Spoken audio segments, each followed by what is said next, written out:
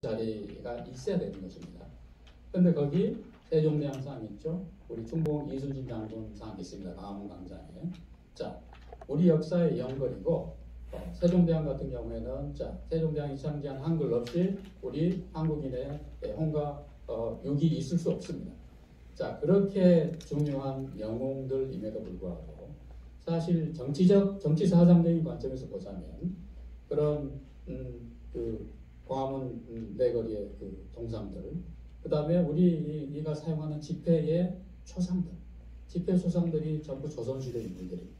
자, 거기 유명한 퇴계 율곡선생 나오고 신사임당 나오죠. 자, 뛰어난 철학자들이고 사상가들이고 인류의 당시 동아시아 문명의 인류의 학자들입니다. 그러나 이제 제가 제기하고자 하는 질문은 이런 것이죠. 자, 현대의 다른 대부분의 나라들을 보면은요, 국가 상징거리에 있는 동상들은요, 과거의 그런 영웅들을 거기에 설치해 놓은 경우도 물론 있지만, 압도적으로 많은 것은 지금 현대 정치체제, 즉 자유민주주의 국가든 사회민주주의 국가든 또는 공산주의 국가도 있을 수가 있겠죠. 지구상에 현존하니까. 그 다음에 민주공화정. 그러니까 현재 우리가 몸담고 살고 있는 정치 공동체를 상징하는 그런 대표 인물, 건국의 아버지들 주로를 이렇게 국가 상징거리에 세우는 경우가 압도적으로 많습니다. 그 다음에 집회 도안의 경우에는 더 말할 나위가 없죠. 그러니까 그 나라에서 가장 자랑스럽게 생각하는, 그 다음에 사람들을 연대하게 만들고 한국인으로 자부심을 갖게 만드는 그런 인물을 거기에 집어넣을 수밖에 없는 것입니다. 그런데 우리 모두의 좋은 나라 얘기는커녕 대한민국이 우리가 어마어마한 성취를 산업화, 민주화 두 영역에서 동반 성취했음에도 불구하고 아직 제가 말씀드린 성숙한 민주공화정, 그러니까 1919년도에 우리 건국의 아버지들이 꿈꾸었던 이런 것에 아직 갈 길이 대단히 멀다라고 하는 하나의 반네로 세력들에게 지금 말씀을 드리는 거죠. 그러니까 가령 이런 겁니다. 이승만 초대 대통령, 김구 주석을 광화문 광장에 세울 수 있겠냐 이 말이에요. 물론 한 진영에서는 그렇게 세우자고 주장을 할 거예요. 그런데 국민의 넓은 공감대로 전부의 박수를 받으면서 세울 수 있겠느냐 이 말씀입니다. 그 다음에 조금 더 올라가 볼까요? 자, 박정희 전 대통령, 김대중 전 대통령, 그 두 사람 중에 한 사람을 우리 화폐 초상으로 발행할 수 있겠냐?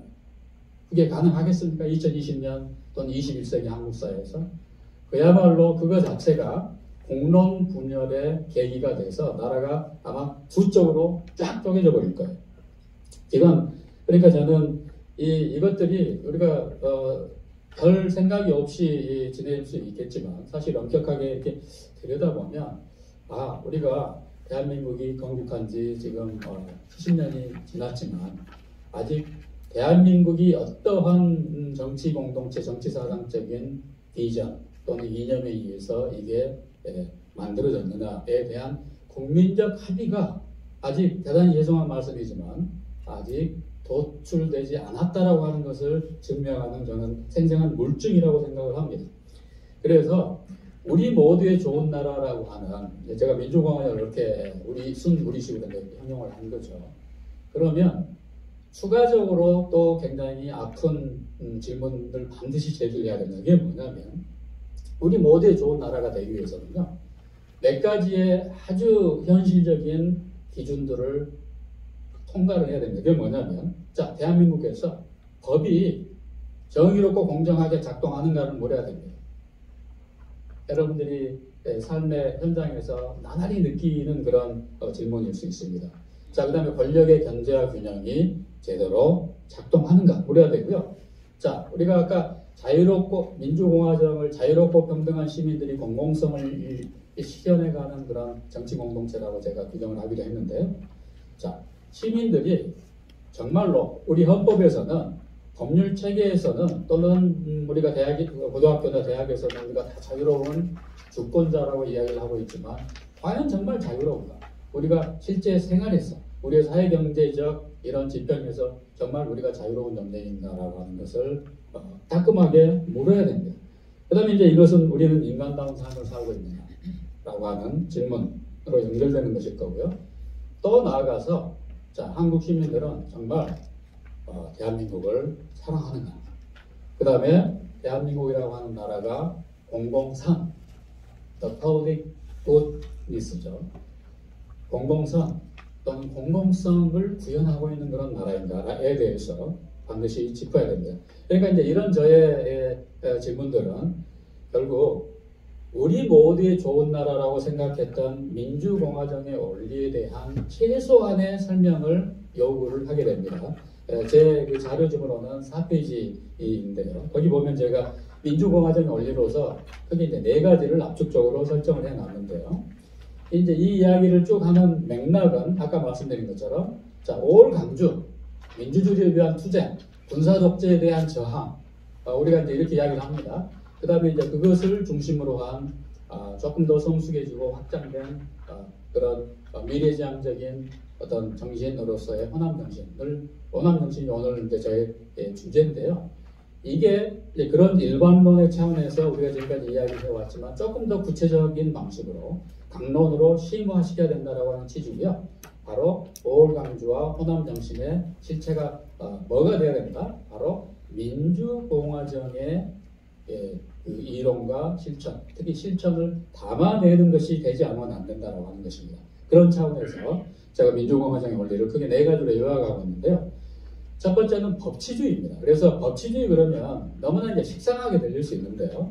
지금 현재 우리나라에서 지금 진행되고 있는, 그러니까 법무부 장관과 검찰총장의 갈등을 둘러싸고 진행되어 있는 사태라고 하는 것이 이걸 아주 생생하게 우리에게 보여주고 있어요. 그러니까 법치주의는 법의 지배인데요.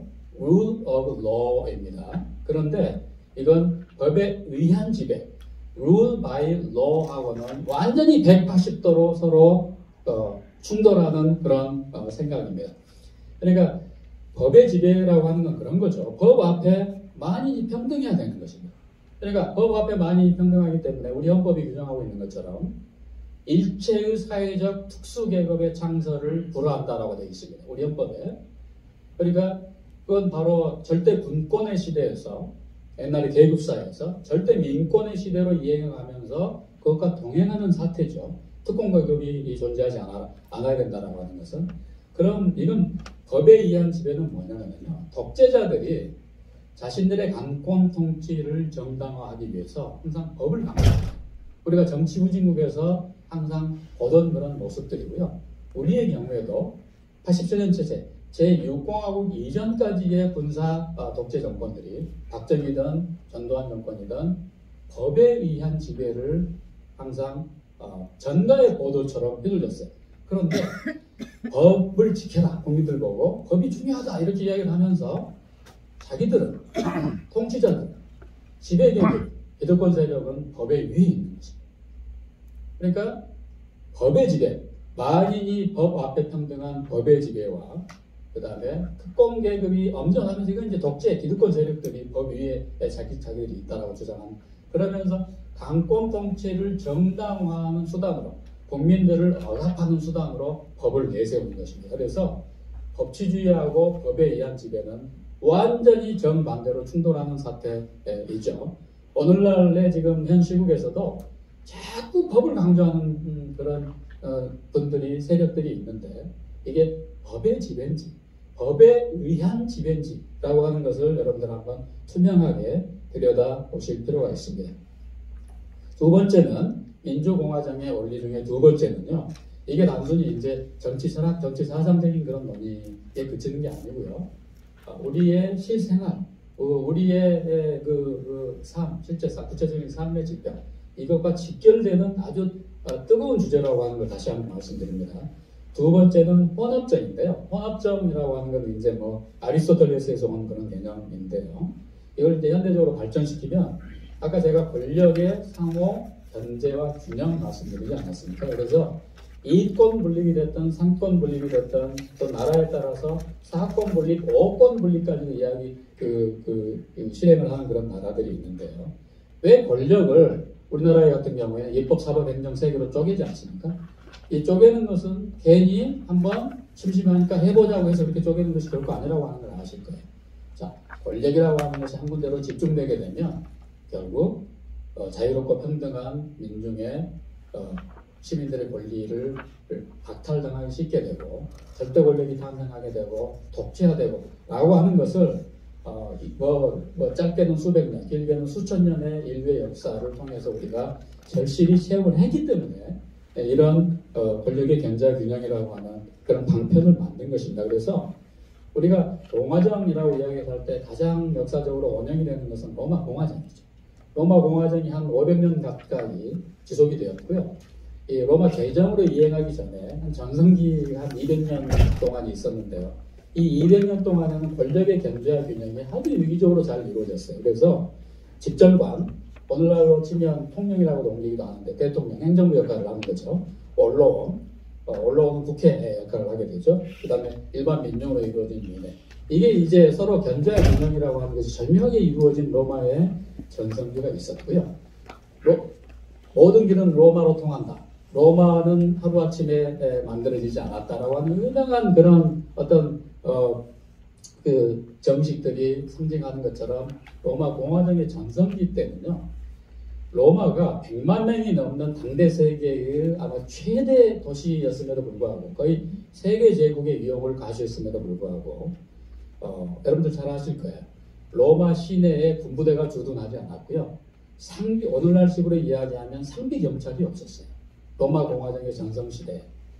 그랬음에도 불구하고 로마의 질서가 평화롭게 유지되었다라고 하는 이게 전성기 때 이야기입니다. 물론 이게 바로 권력의 견제와 균형이라고 하는 것. 그 다음에 이제 물론 지배계층의 노블리스 오블리제라고 하는 그런 것들이 작동하고 그 다음에 시민들 차원에서도 이렇게 나라에 대한 자부심을 가지고 공공성을 향해서 달려가는 살아가는 이런 것들이 그 조화롭게 균형을 이루는 그런 잠깐 동안의 시대가 짧게는 한 7, 80년 동안 있었고요. 길게는 200년 동안 있었습니다. 이게 이제 권력의 견제와 균형으로부터 태어나는 혼합정으로서의 민주공화정의 생생한 역사적 사례인 것이죠. 그 다음에 이제 근대 현대에 들어오면 가장 대표적인 공화 정책은 바로 미국입니다. 미국의 경우에 입법행정사법, 그 다음에 연방정부, 지방정부의 견제와 균형. 그러니까 그 트럼프 대통령이 지금 이제 재선에 실패했죠. 그러면서 이제 선거에서 졌다라고 하는 것을 아직까지도 공식적으로 그렇게 인정하지 않고 미국 공화정의 역사 250년 거의 300년 가까운 역사의 초유의 그런 일탈적 행태를 보이고 있는데 그럼에도 불구하고 지금 빠르게 미국 사회가 사실은 정상화되고 있습니다. 이게 이제 시스템의 힘인 것이죠. 그래서 우리가 이제 제한적 대통령제라고 하는 표현을 쓰는데요. 제한적 대통령제라고 하는 표현이 바로 미국에서 시작된 것이고요. 그 다음에 이게 실질적인 대통령제를 시행하고 있는 드문 나라 중에 하나가 전 세계에서 바로 대한민국이란 말이죠. 그런데 제한적 대통령제라고 이야기해도 한국 대통령의 권력이 훨씬 막강해요. 미국 대통령의 권력보다도. 그거는 미국의 이런 권력사의 견제와 균형이라고 하는 것이 훨씬 체계화 공고하게 짜여있기 때문에 그렇습니다. 그래서 미국 대통령은 법안 제출 권한도 없어요. 그 다음에 고위 관료들 수천 명을 임명할 때도 지금 우리나라의 문재인 정부에 들어서서 국회 인사청문회가 거의 형해화돼 버리고 말았거든요. 자, 그런데 미국에서는 결코 그런 일은 일어날 수가 없습니다. 하원상원 인준을 통과하지 않으면 고위 당직에 취임할 수 없습니다. 그래서 그 다음에 이제 미국의 연방대법원 정신직이죠. 그 다음에 구인의 현자라고 불릴 정도로 어떤 중립성과 객관성을 미국 국민들에게 시민들에게 신뢰를 받고 있는 그런 독립된 조직이 공고하게 살아있는 것이죠. 그래서 저는 개인적으로 그렇게 생각합니다. 바이든의 당선이라고 하는 것은 미국의 이런 공화정의 힘을 저력을 다시 한번 보여준 것이라고 저는 생각하고요. 물론 바이든 행정부의 미래는 결코 밝지 않죠. 자, 그런데 이 혼합정, 권력의 견제와 균형이라고 하는 차원에서 보면 우리가 박근혜 정부, 이명박 정부 때도 물론 그랬습니다만 박근혜 정부를 청와대 정부라고 우리가 굉장히 일망을 했거든요. 그래서 모든 권력이 청와대로 대통령으로 다 집중이 되어가지고 장관들이 거의 눈에 띄지 않는 이런 형태를 보였거든요. 우리 박근혜 전 대통령이 탄핵되고 나서 어떻게 해서 그렇게 되었는가. 국정농단의 실체를 우리가 이제 알게 되는데 흥미로운 것은 박근혜 전 대통령을 탄핵하고 출범한 촛불정부라고 하는 문재인 정부에 들어서서 저는 청와대 정부 현상이 더 심화 내지 악화되었다고 저는 개인적으로 생각해요. 그러니까 이게 도대체 그러면 만약 이게 사실이라면 그 대한민국의 민주공화제의 한 뼈대 중에 하나가 굉장히 불투명해지는 것이고요. 굉장히 심각한 문제가 있는 것이죠. 그래서 우리 헌법 아까 제가 이야기를 했습니다만은 헌법에 그 총리의 역할이 규정이 되어 있고 국무총리의 역할이 규정이 되어 있고요. 그 다음에 국무회의의 역할이 헌법에 규정이 되어 있습니다. 행정부 장에. 그러니까 청와대 비서실은 헌법에는 없는 직제입니다. 그것은 헌법 훨씬 아래의 규정에 의해서 뭐 대통령 영역에서 그렇게 됐는지 모르겠지만 그건 한번 확인해 볼 필요가 있겠습니다. 그러니까 헌법에는 없는 직제라고 하는 것입니다. 청와대 비서실이라고 하는 것.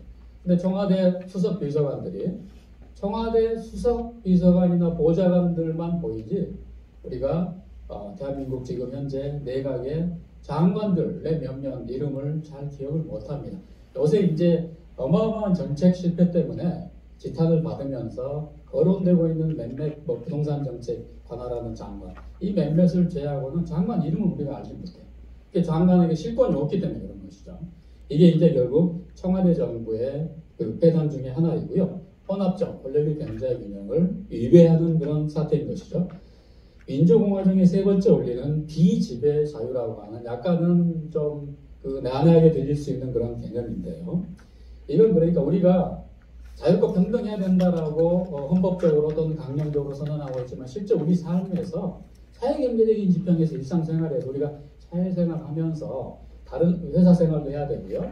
그 다음에 뭐 자영업을 할 수도 있고 먹고 살기 위해서 여러 가지 활동들을 하는데 그 과정에서 정말 내가 자유로운가라고 하는 질문을 우리가 한번 곱씹어 봐야 된다고 하는 것이죠. 그러니까 사회경제적 권리, 경제민주화의 중요성을 다시 한번 강조해 주는 것입니다. 그러니까 이를테면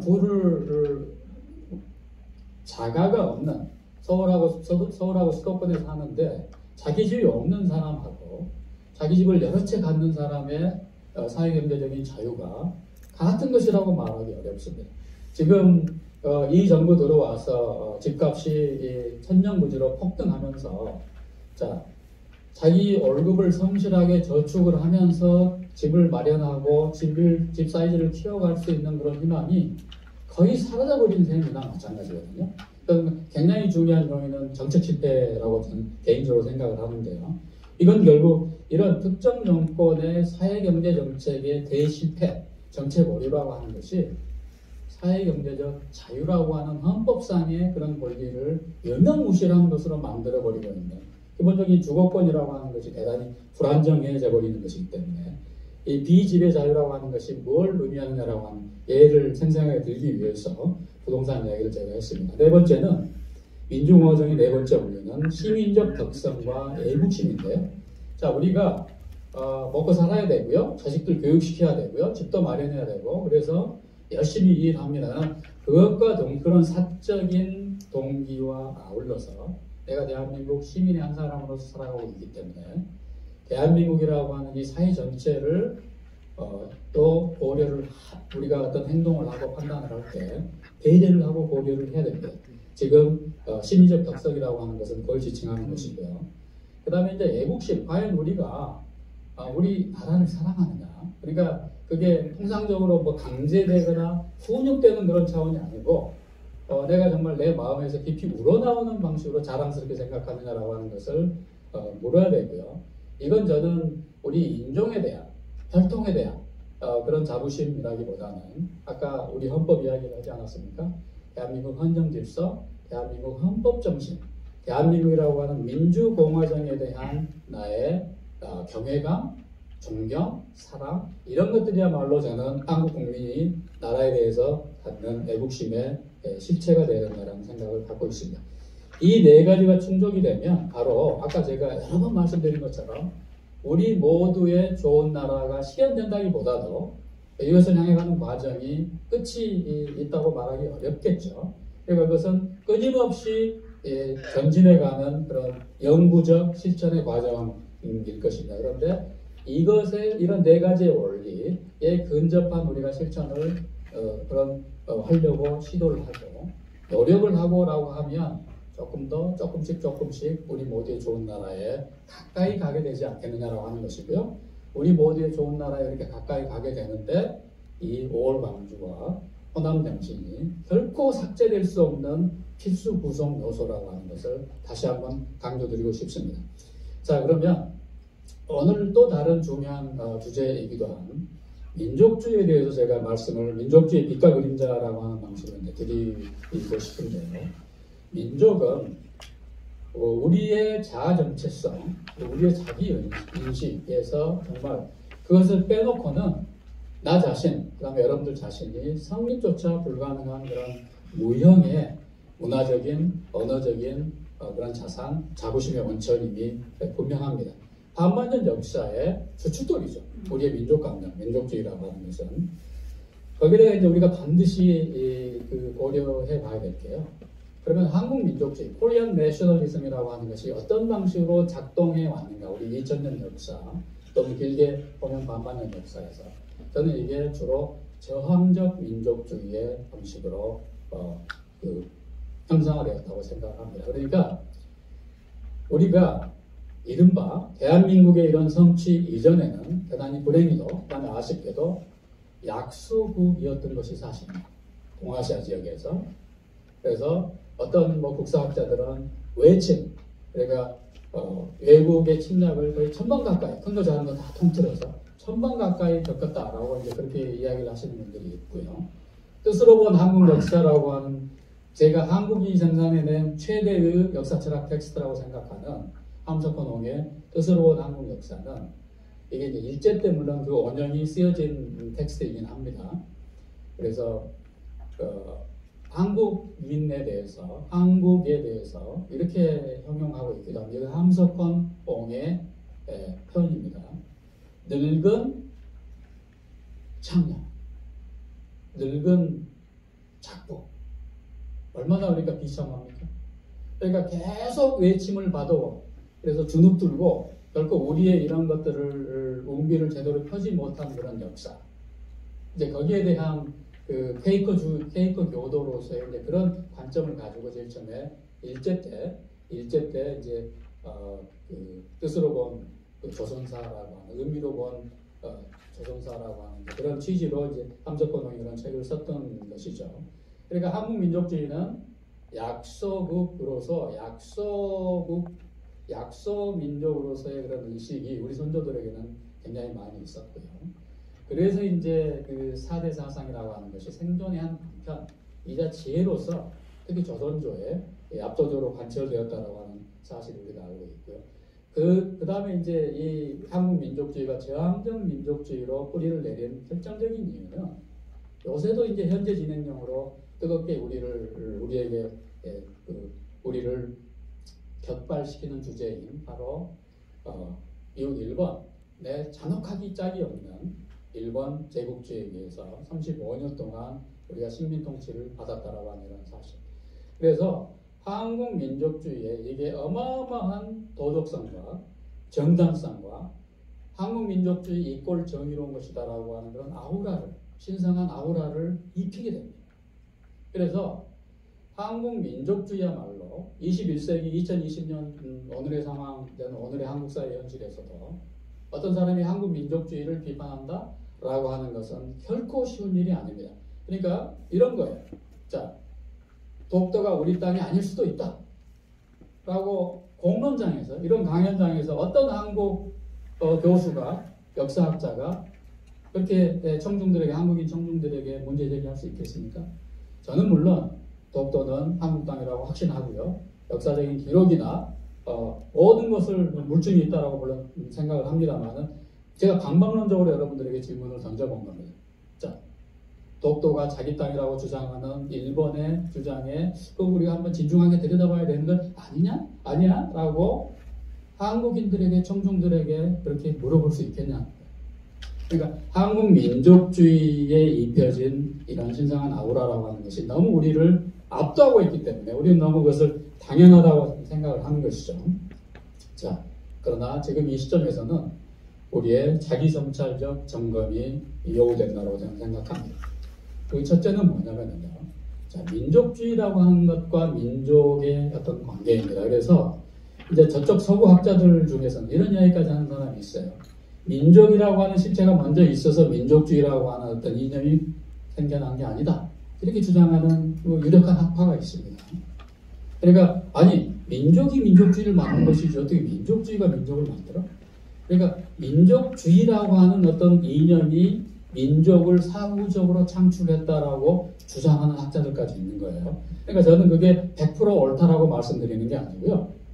그런 측면에 대해서 우리가 성찰적으로 들여다봐야 된다고 하는 것입니다. 그러니까 서구의 그 학자들이 서구 민족주의는 그렇게 이야기하는 게 저는 맞다고 생각합니다. 그러나 한국 민족주의의 경우에는 우리가 이게 세계에서도 굉장히 드문 경우거든요.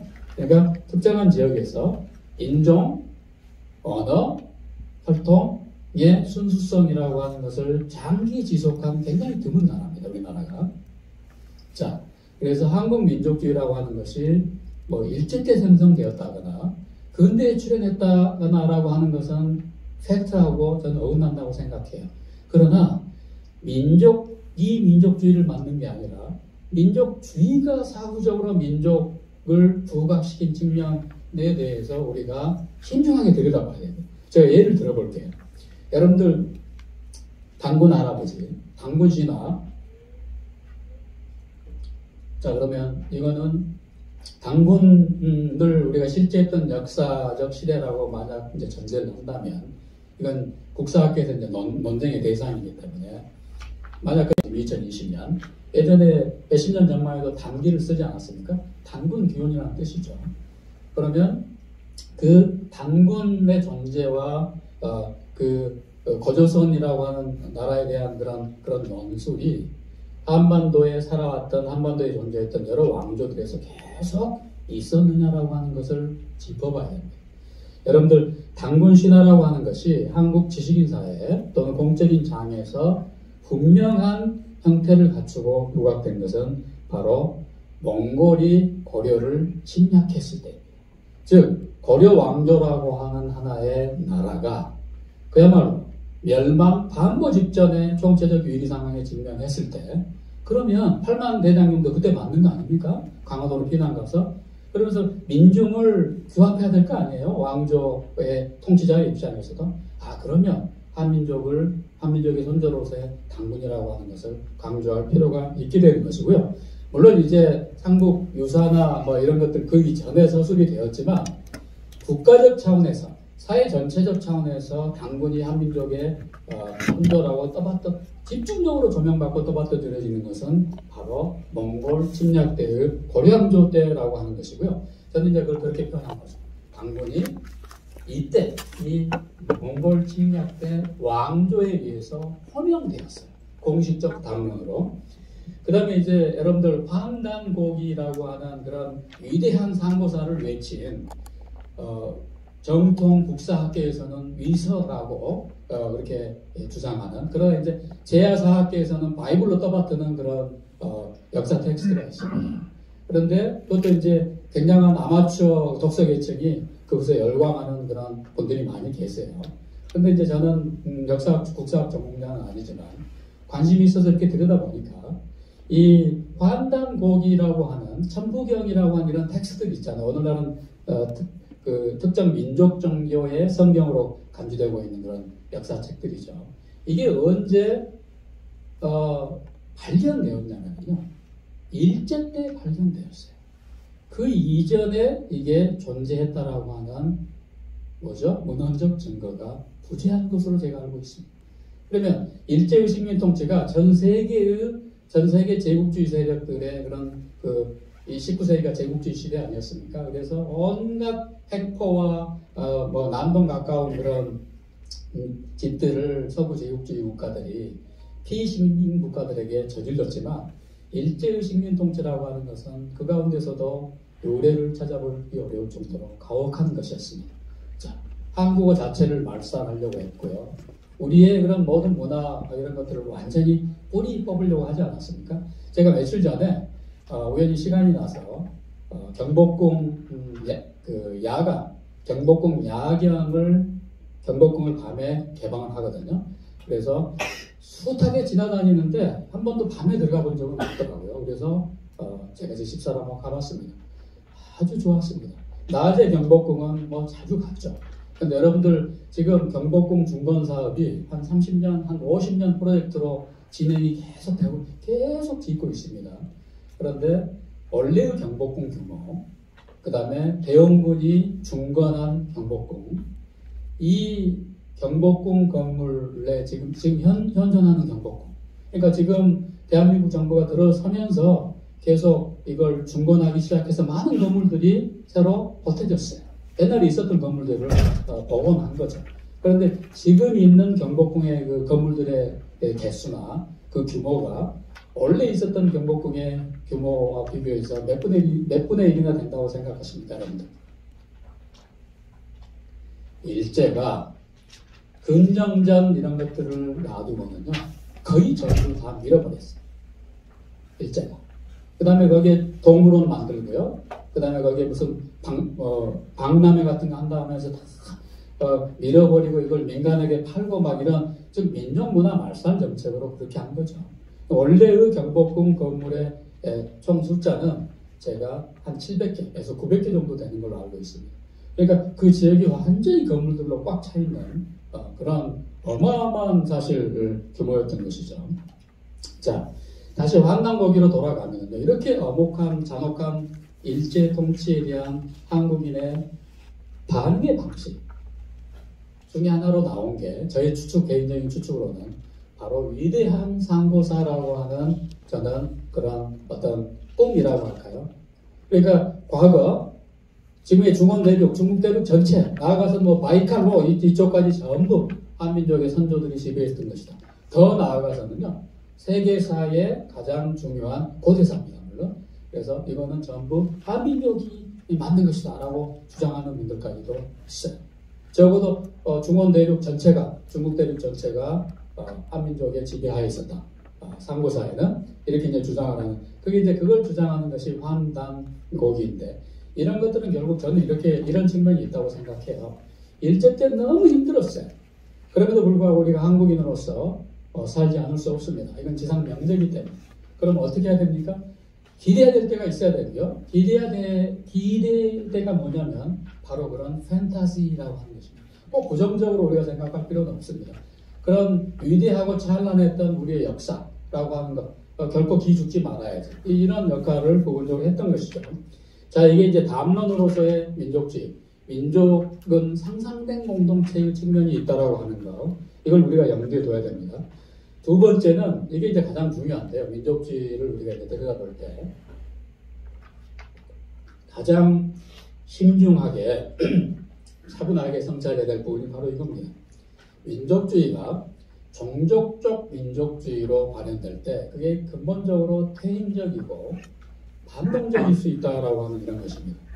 그러니까 한국 민족주의가 종족적 민족주의의 성격을 다분히 저는 가진다고 생각합니다. 물론 그게 다는 아니지만 순수한 백이민족, 우리의 혈통, 언어 이런 걸로 형상화되어 있는 한국 민족의 아우라가 어마어마한 거죠. 자, 그런데 한국 민족주의는 저항적 민족주의로 주로 발현되었다고 제가 말씀드렸어요. 저항적 민족주의이기 때문에 우리가 항상 고통받아왔기 때문에 우리가 항상 정의롭고 일방적으로 피해를 본 것이다 말이죠. 그런데 세계 민족주의 역사를 들여다보면 저항적 민족주의와 침략적 민족주의의 경계는 종이 한 장 차이입니다. 또는 그 차이가 거의 없다고 해도 과언이 아니에요. 자, 요새 이제 중국이 대국 굴기하면서 중화제국주의의 21세기 버전을 중국몽이라고 하는 방식으로 만천하에 과시하고 있지 않습니까? 우리를 막 압박하고 있지 않습니까? 자, 근대 중국 한번 생각해 보시자고요. 잠자는 호랑이로 서구 열강의 희롱을 일방적으로 받았던 아편전쟁 그런 시기 청나라 말기에 혼탁한 상황을 생각해 보시자고요. 그때 중국 민족주의는 중국 5.4 운동을 비롯해서 손문선생 이런 사람 다 저항적 민족주의로 출발한 거죠. 자, 그러다가 이제 공산혁명, 그다음에 중국이 먹고 살게 되는 수준을 넘어서서 미국을 따라잡게 되는 국력을 과시하게 되자 중화 제국주의의 그런 속성이 유감없이 21세기에 드러나고 있습니다. 바로 어제입니까? 중국 외교부장 왕이가 방한해서 그 행태를 한번 보십시오. 자, 중국 권력 서열 25인가 그런다고 그래요. 그런데 한국 권력 서열 1위서부터 비롯해서 쭉 한국의 정말 최강의 권력자들이 왕위를 접견하기 위해서 좀 우리가 비판적으로 이야기를 하면 줄을 서다시피 한 그런 행태를 보이는 것입니다. 그러니까 이건 우리가 한번 정말 심각하게 성찰해 봐야 되는 그런 주제이고요. 베트남 같은 경우에 여러분들 중국보다 한번 생각해 보시죠. 우리가 이제 100년 전쟁 이야기 하는데요. 베트남의 경우에는요. 1000년 전쟁을 기록한 그야말로 영영한 민족입니다. 베트남, 올람이. 그러니까 자 20세기에만 해도요. 프랑스 제국주의와 싸워서 이겼죠. 일본 제국주의와 싸워서 이겼죠. 미국을 군사적으로 패퇴시킨 유일무이한 국가입니다. 베트남이. 그렇게 해서 베트남 올람 통일을 이루지 않았습니까? 자, 그런데 베트남 공산당이 지금 이제 도이모이 해가지고 이제 자본주의적 시장 개혁도 하고 하면서 개혁 개방을 상당히 많이 해요. 그래서 우리랑 지금 경제 관계, 인적 교류 같은 것도 굉장히 활발합니다. 자, 베트남은 저는 안 가봤는데 꼭 가보고 싶은 생각이 있습니다. 그런데 베트남 공산당이 그러니까 그게 베트남 공산당의 사실은 베트남 공산당이라고 베트남 공산주의자라고 이야기를 하지만 호치민이 이끄는 베트남 공산주의라고 하는 것의 실체는 베트남 민족주의인 것입니다. 그 다음에 제가 천년전쟁이라고 말씀드린 이유는 그러면 그 이전에 20세기 그 이전에 한 1000년 동안 700년, 800년, 900년 동안 어디랑 베트남이 주로 싸웠겠습니까? 바로 중원통일왕조, 중국과 싸운 거고요. 중국과 싸워서 수도를 점령당한 적은 있지만 한 번도 항복한 적은 없습니다. 그리고 궁극적으로는 중국 침략군을 패퇴시켰어요. 베트남 민족이 그런 민족입니다. 올람 민족이. 위대한 민족이죠. 자, 현대 베트남과 현대 올람과 현대 중공이죠. 옛날식으로 이야기하면 전쟁을 여러 번 벌였어요. 중국 군대가 국경 영토 분쟁이 있기 때문에 베트남을 침공했어요. 여러 번. 그런데 그때마다 어떻게 됐죠? 20세기 일어난 일입니다. 서로 공산당 정권이 성립해 있었던 그런 시대입니다. 사이가 좋지 않았죠. 지금도 그렇지만. 자, 중국 군대가 아주 큰 코를 다쳤습니다. 왜요? 밀림지대 아닙니까? 열대지방이고요. 유격전에 호되게 당한 거죠. 그러니까 미국이 당한 것과 비슷한 맥락이에요. 그래서 중국이 올람을 우리 중국이 대한민국은 굉장히 막 압박하잖아요. 위력 과시를 불사합니다. 그런데 올람에 대해서는 그렇게 못하죠. 왜요? 1000년 투쟁의 역사가 그것을 반증하는 것이죠. 그런데 이 위대한 베트남 민족주의는 저항민족주의로 1000년 동안 지속이 된 거예요. 자, 그런데 저항민족주의와 침략적 민족주의의 경계가 종이한장이라고 제가 말씀드린 제일 선명한 예인데요.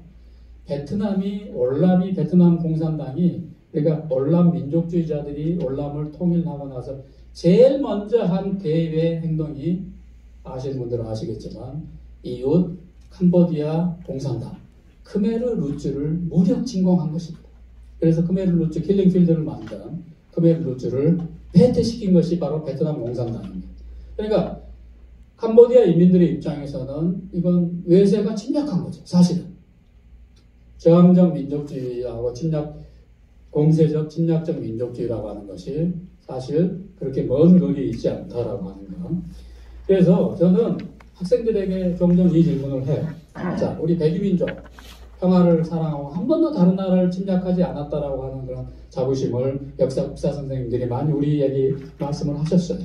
자, 그거는 좋습니다. 그러면 제가 이렇게 물어보고 싶어요. 수탄 제3국 출신 노동자들이 코리안 드림을 이루기 위해서, 그러니까 한국 교민들이 50년대, 60년대에 아메리칸 드림을 이루기 위해서 미국으로 많이 이민 가지 않았습니까? 자, 이 동남아시아, 우리가 이제 우리보다 훨씬 경제적으로 못하다라고 그렇게 여기는 그런 나라들의 청년들이 한국으로 물밀듯이 들어옵니다. 자, 그러면 평화를 사랑하고 연대를 그렇게 존중하는 한국 시민들은, 자, 우리의 필요에 의해서 그 사람들이 소위 말하는 3D 잡을 하는 거 아니겠습니까? 한국 청년들이 기피하는. 그러면 그 제3국 출신 노동자들에게 정말 우리 같은 한국 시민들을 대하는 것처럼 세계 동포로서 그렇게 열린 자세로 평등하게 인격적인 대접을 해주느냐라고 하는 것을 부작용을 제가 이제 지적을 하는 것이죠. 또 하나의 요소는요, 제 발표는 6페이지로 넘어가는데요, 종족적 민족주의로 표출되는 이 한국 민족주의에는 감정적, 감성적 요소가 주도적이에요. 그게 굉장히 커요. 그래서 이게 굉장히 심각한 부작용을 초래할 수 있는 대목이 뭐냐면요, 주권국 200 몇십 개 이상의 주권국가로 구성된 세계 체제이지 않습니까? 여기에서 피튀기는 국가 간의 어떤 경쟁이나 생과 사를 다투는 그런 어떤 뭐 적대 관계까지도 벌어지는 경우가 비일비재한데, 그러니까 이런 국제정치학적 세계 질서에 대한 냉철한 그런 인식을 이렇게 주정적인 또는 주의주의적인 종족적 민주주의가 방해하는 거예요. 그러니까 자, 한번 이게 이제 굉장히 예민한 주제인데, 아까 제가 독도 문제를 예시하기도 했습니다만 방법론적으로, 자, 21세기 일본이 우리의 적대 국가인가라고 하는 것을 저는 우리가 물어야 된다고 생각해요. 자, 물론 우리 과거사 문제가 해결되지 않았죠. 위안부 할머니들 문제, 뭐 등등등등 계속 망언을 일삼고 뭐 이런 극우적인 행태를 보이는 특히 아베 정부 같은 경우에 우리의 그야말로 인내심을 극한까지 밀어올렸죠. 자존심을 가진 한국 국민들이 이걸 어떻게 정말 참아낼 수 있었겠습니까? 자, 그건 분명히 사실이에요. 그런데 또 한 측면에서 21세기 일본이 한반도를 다시 침략할 가능성이 있는가? 또는 대한민국이라고 하는 나라와 적대 국가라고 할 수 있는가라고 하는 걸 물어야 됩니다. 자, 21세기 일본을 구성하고 있는 근본가치, 시장경제와 자유민주주의. 21세기 대한민국을 구성하고 있는 근본가치, 시장경제와 자유민주주의. 자, 이 근본가치의 점에서 접점이 있는 거예요. 그러니까 이 질문은 21세기 중국이 과연 우리나라하고 대한민국과 어떤 관계인가? 이거 공산국가 아닙니까? 북한이 과연 우리하고 같은 민족이라고 하지만 어떤 관계인가? 라고 하는 데 대한 우리 자기성찰적인 점검이 반드시 있어야 된다고 하는 것입니다. 그래서 우리 민족끼리 굉장히 아름다운 주의주의적인, 주정주의적인, 감성적 구호죠. 자, 그런데 그 내면을 한번 들여다볼 필요가 있어요. 북한은 이미 조선민주주의인민공화국 헌법을 김일성 헌법이라고 선언하고 있고 헌법에 못 박고 있어요. 그 다음에 한민족, 조선민족이라고 이야기 안 해. 김일성 민족이라고 헌법에 못 박아놓고 있습니다. 그러니까 물론 남북 간에 인도주의적인 교류, 비정치적인, 비군사적인 교류하면서 우리가 평화공존하고 앞으로 궁극적으로는 같은 민족으로서 통일 국가를 지향을 해야 될 거예요. 그러나 2020년 이 시점에 또는 앞으로의 근미래, 앞으로의 수십 년 동안에는 자, 핵을 가지고 있는 북한, 결코 핵을 포기할 가능성이 저는 거의 없다고 생각하는데, 그 북한을 우리 민족끼리라고 하는 그런, 특히 북한 김정은 정권을 제가 지칭을 하는 거죠. 우리 민족끼리라고 하는 종족적 민족주의에 굉장히 크게 의존하는 감정적 접근으로 이런 세계사의 파도를 우리가 효과적으로 헤쳐나갈 수 있을 것인가라고 하는 사항을 우리가 한번 자문자답해 봐야 된다고 하는 것입니다. 마지막으로 종족적 민족주의는요, 어떤 심각한 문제가 있냐면 역사적으로 보면 독재 권력과 파시즘의 자양분으로 쓰이는 경우가 대단히 많아요. 여러분들 이순신 충무공 이순신 장군이 그야말로 우리 역사의 성웅이죠. 얼마나 위대한. 그러니까 이순신 장군이 해전 그 남해안을 서해안을 지키고 이러지 않았다면 조선 왕조는 그때 사라졌을 가능성이 굉장히 크고요. 물론 가정법은 무의미하다고 하지만 그 당시에 명나라와 도요토미 히데요시가 조선 팔도를 남과 북으로 4도씩 분할 통치하자라고 하는 그 합의 반버 직전까지 갔던 것을 우리는 알고 있습니다. 그러니까 1948년도에 남북이 분단이 되었지만 한반도가 그 전에 임진왜란 때문에 1596년, 98년 이때 분단됐을 가능성이 굉장히 컸어요. 가정법이지만. 자, 이순신 충무공이 이 국가 권력에 의해서 이렇게 어마어마하게 선양된 그런 시기가 여러분들은 언제라고 생각하십니까? 기억하십니까? 이게 바로 박정희 대통령 때입니다. 현충사 짓고 동상 만들고 그 다음에 위인전으로 이렇게 해서 일으키고 이게 집중적으로 진행됐던 게 바로 박정희 파시스트 정권되었습니다. 자, 지금 토착 외구 담론이라고 하는 게 있잖아요. 이게 현 정권이 사실 정치공학적으로 구사한 적도 있었습니다. 그런데 저는 토착 외구가 물론 있을 수가 있겠습니다. 아직도 반성하지 않은 기득권 세력의 잠전 집단이 있을 수도 있는데 저는 오히려 그 개념이 갖는 사회 파괴적 효과에 대해서 저는 오히려 주목해야 된다고 생각합니다. 그러니까 우리 모두의 좋은 나라라고 이야기를 할 때 한국 국민들이 상호 연대해야 되는 동시대를 같이 살아가는 같은 운명 공동체라고 하는 그런 인식이 있어야 되는데 그런 것들을 여지없이 깨뜨려버리는 그런 그 예상치 못한 효과를 자아내는 저는 단어이기도 하다라고 하는 그런 비판적 제 사견입니다. 그런 생각을 가지고 있습니다. 그래서 저는 종족적 민족주의가 미래지향적으로 변화해 가야 되는데요. 시민적 민족주의로 변화해 가야 된다고 생각합니다. 그건 왜 그러냐면 이러이러한 그 본질적인 문제점들에도 불구하고 치명적인 약점에도 불구하고 그럼에도 불구하고 우리가 부모님이 아무리 뭐 그런 표현을 써서는 안 되겠지만 부모님을 부끄러워하는 청소년들이 있을 수 있습니다. 자, 그러면 그 부모님을 우리가 그렇다고 해서 부인할 수 있습니까? 그 부모님이 나를 세상에 만들어냈는데 한국 민족주의도 그런 거예요. 한국 민족주의가 아무리 태행적으로 일그러지고 뭐 그렇게 정치공학적으로 악용돼도 그 민족주의는 우리의 운명 비슷한 거예요. 우리가 더불어 살 수밖에 없는 것입니다.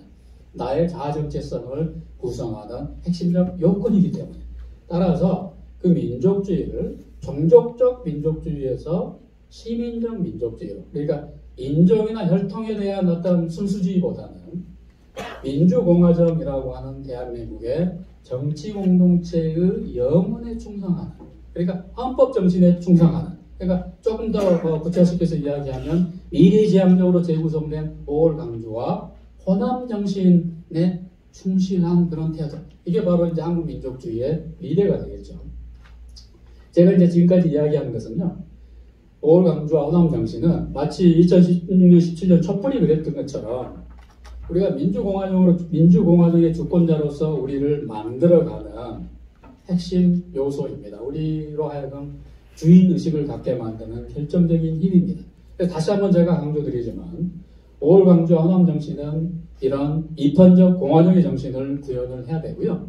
5월 강조와 호남 정신의 실체가 뭐냐라고 누가 묻는다면 옛날 개념이긴 하지만 저는 바로 그게 천하위공이 되어야 된다라고 감히 주장하고 싶어요. 즉 이편적 공화정을 앞장서서 실천하는 그것이 5월 강조와 호남 정신의 미래의 모습이 되어야 된다고 생각합니다. 단순히 이게 미래의 모습에 그치는 게 아니고요. 5월 강조, 1980년 5월, 제가 1980년 6월에 어떤 강주 교회에서의 그런 참담했던 나의 주관적 경험으로 오늘의 강연을 시작을 했는데요. 5월 강주에 경이로운 특징이 있습니다. 1980년 5월. 저는 그게 강주 꽃륜이었다고 생각합니다. 이게 막세 용어인데 이게 자발적인 민중공동체입니다. 그래서 복합적인 신군부의 국가공권력이 일단 작전상 후퇴한 거죠. 그래서 10일 거의 2주일 동안 강주가 권력이라고 하는 차원에서는 우주정상이 되었습니다. 그러면 이게 혼란의 도가니가 되어야 마땅할 텐데, 약탈의 현장이 되어야 될 텐데 무수한 총기가 풀렸죠. 자, 그런데 그때의 광주는 어땠습니까? 모든 민중들이 자발적으로 질서를 유지하면서 서로 빵도 나눠 먹고 다 서로 도와주고 부조하는, 이게 이제 어떤 그 지식인의 표현을 빌리면 절대 공동체의 모습을 보였습니다. 이 절대 공동체의 지상에서의 육화였던 것이죠. 그러면 이건 정치 철학적 사상적인 개념으로 설명하면 뭐냐? 그게 바로 천하 위공인 것입니다.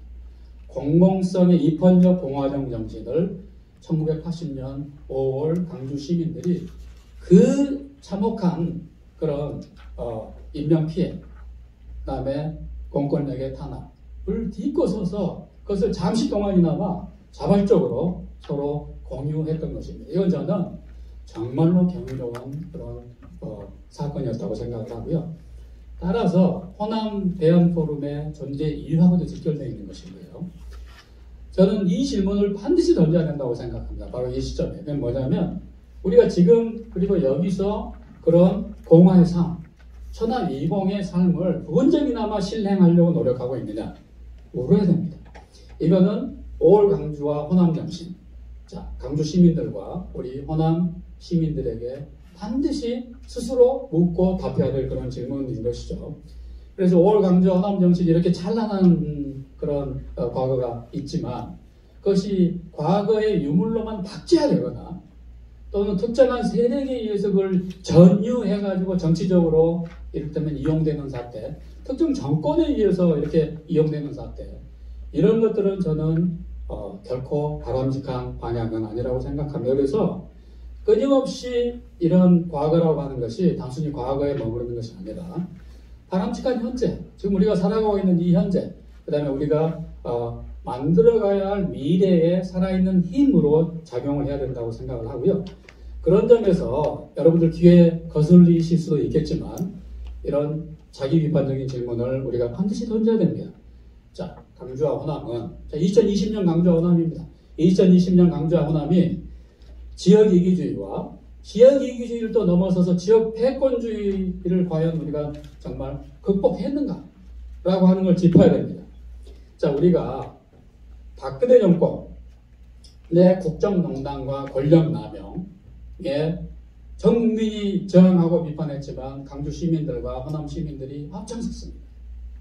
그렇게 해서 합헌적인 헌정 질서 내에서 평화적으로 박근혜를 끌어내리고 감옥에 집어넣지 않았습니까? 자, 그럼 우리가 반드시 물어야 될 건 이런 것입니다. 문재인 정권의 국정농단과 권력남용, 그 다음에 반민주적인 행태, 만약 그런 것이 있다고 생각하신다면 여러분들 중에 문재인 정권은 촛불 정권이기 때문에 반민주 정권일 수가 없고 천하위공을 그야말로 구현하고 있는 정권이야, 도덕적 정권이야, 정의로운 정권이다 라고 생각하신다면 저는 여러분들의 그런 생각을 존중합니다. 그러나 우리가 5월 강주와 호남 정신의 현재성과 미래지향성을 점검하면서 반드시 물어야 될 것은 혹시 문재인 정권에게 국정농단, 반민주적인 태도, 그런 권력 남용 이런 측면이 없는가? 혹시 있는 건 아닌가?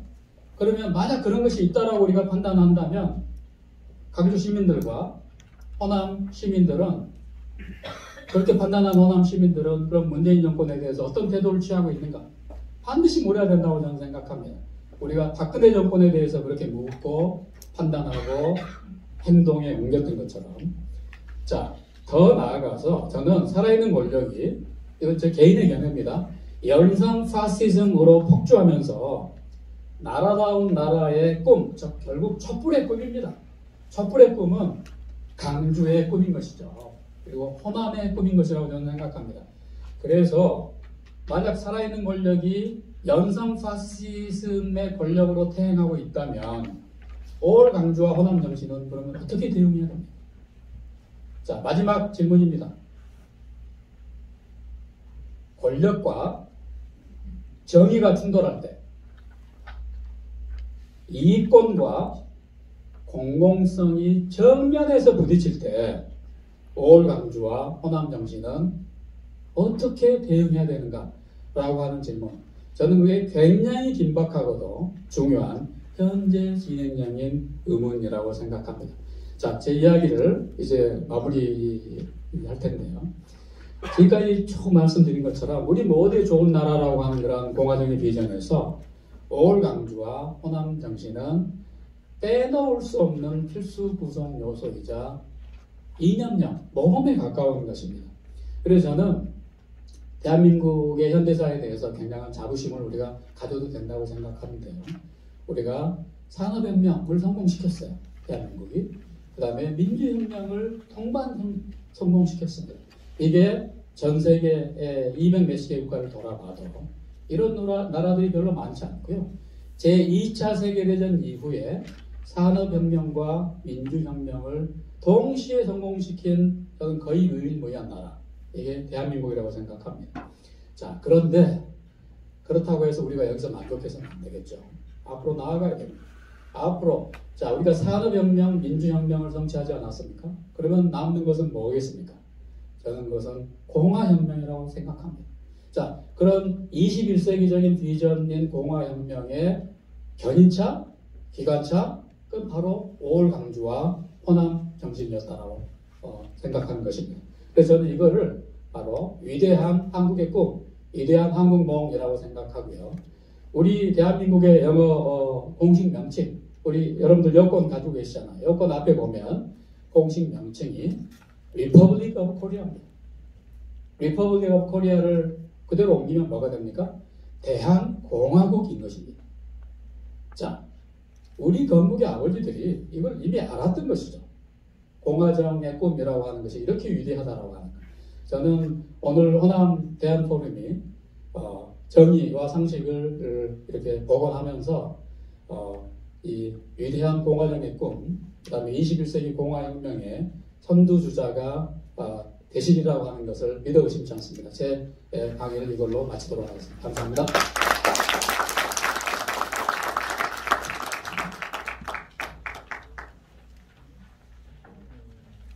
네, 열정적 강의를 해주신 임평준 교수님께 다시 한번 감사의 박수 부탁드리겠습니다.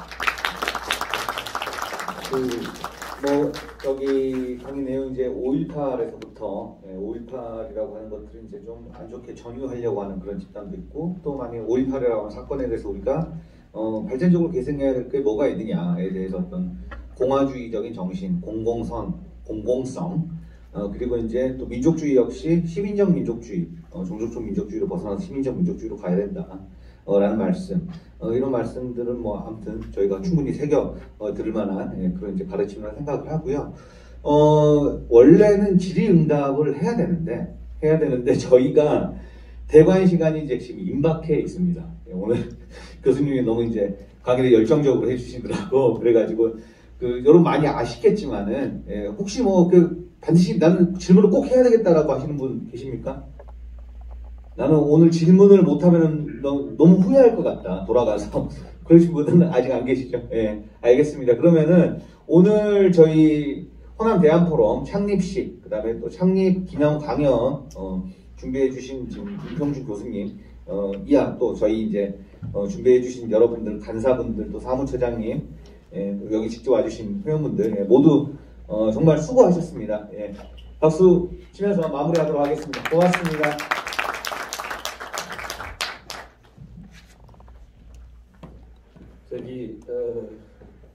그래도 이렇게 오시고 했는데 제 생각에는 이제 시간은 다 됐지만 우리 상임대표께서 마지막 인사 말씀을 하시고 마무리를 했으면 좋겠습니다. 우리 상임대표 맡으신 최명희 이사장님께서 유튜브에 계시는 분들과 그리고 여기 계신 분들한테 인사 말씀 부탁합니다. 마무리. 네, 정말 이렇게 어려운 시기에 이렇게 참석해 주셔서 너무너무 감사드립니다. 저희가 식사 대접을 해야 마땅하지만 지금 엄중한 상황 때문에 몰에서 간단한 떡과 과일을 준비했으니까 나가실 때 받아가십시오. 정말 오늘 너무 감사하고요. 앞으로 우리 포럼의 발전을 위해서 열심히 도와주시 부탁드립니다. 감사합니다.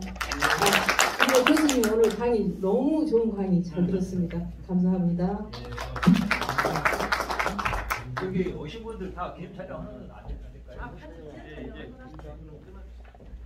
유튜브는 끊어주시고 유튜브는 종료해 주시고. 오신 분들 기념 촬영 한 장 하시죠. 네. 우리 강연하신 우리 교수님과 함께 전체적으로 기념 촬영. 마스크는 그냥 쓰고 계셔요. 마스크는 위험하니까 너무 위험하니까.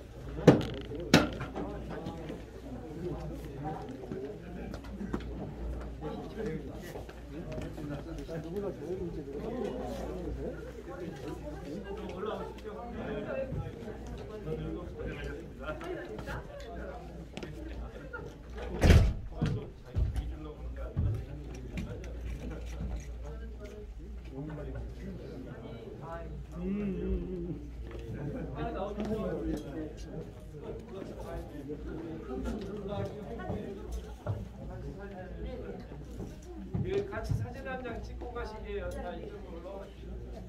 영숙 씨, 교수님 인사하시게. 교수 씨, 교수님하고 인사하시게.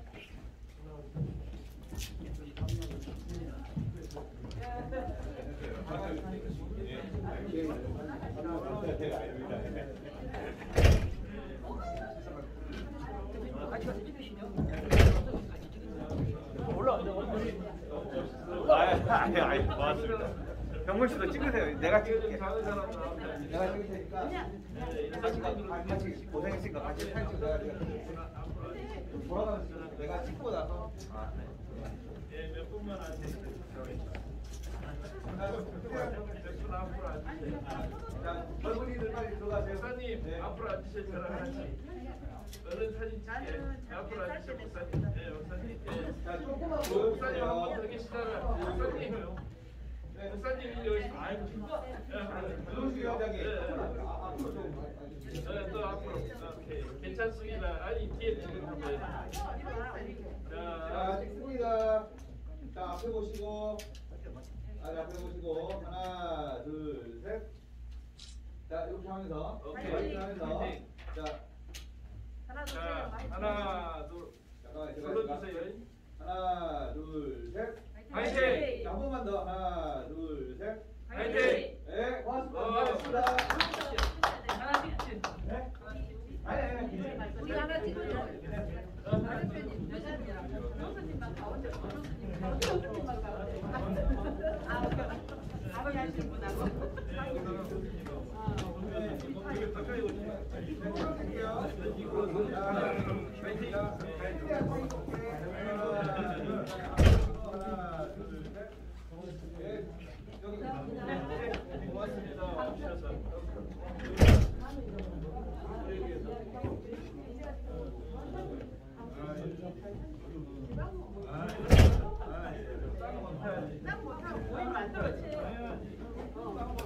교수님이 강했어요. 당연하죠.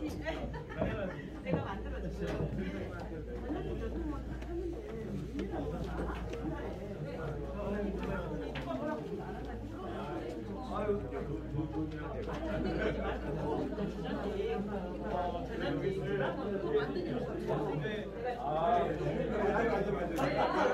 언론 학교를 한다고 제가 보냈어요. 그때 한번 문의를 하셨어. 나갈 때 꼼꼼히 관람해 주시고요.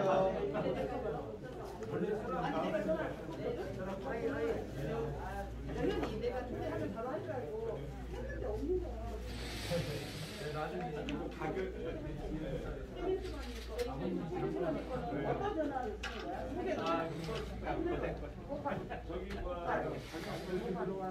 여장님,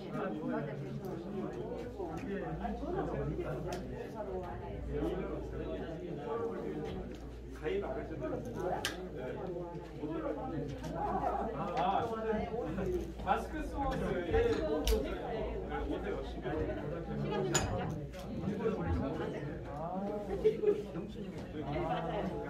기억 안 나세요? 기억나요? 나중에 맞아요. 네, 연락드릴게요. 저 연락처 갖고 있어요. 아, 그래요? 전에 한번 저기 그때도 그때 전화가 가실 때 저희 정리하고 목걸이 반납하고 들어가시죠. 옛날에 와서 뵙던 기억이 나가지고 시간 맞춰서 보는거든요. 제가 공사도 한 번만 뵙고 원래 저희가 요즘 뭐 그냥 뭐 이렇게 저는 저거 끄고 꺼야 되는데 잠깐만요. 여기서 좀 뵙게 되세요.